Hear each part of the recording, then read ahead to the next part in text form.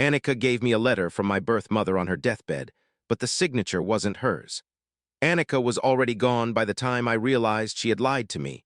The letter she'd pressed into my hands wasn't written by my birth mother, and the signature at the bottom belonged to someone I had never heard of in my life. I'd spent 30 years knowing I was adopted, and I'd made a kind of peace with it.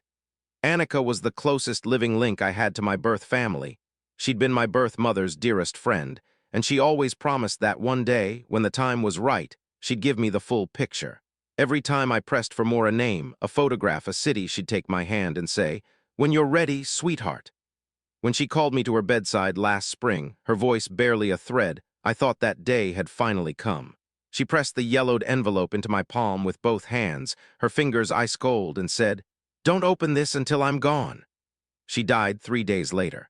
I waited a full week after the funeral, the envelope sitting on my kitchen table every night like something I owed a debt to.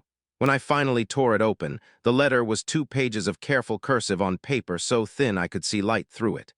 It started with "My darling," and it told me everything I'd ever needed to know: why she gave me up, how much it broke her, that she thought about me every single day.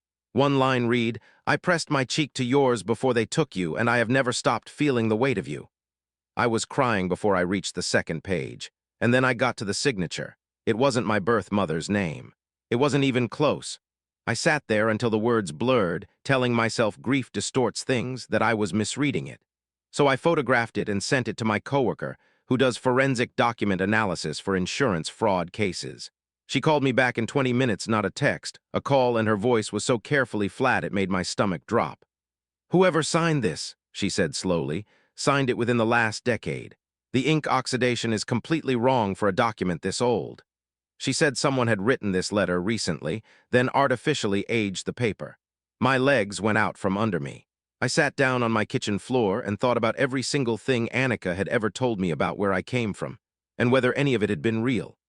I drove straight to Anika's house, still held by her estate, found the spare key where she'd always kept it, and in the back of her closet, behind a coat I'd never once seen her wear, was a locked wooden box. And taped to the inside of the closet door, in Anika's own unmistakable handwriting, was a name I had never heard before. Follow so you don't miss part 2, because what was inside that box rewrites everything I thought I knew about my life.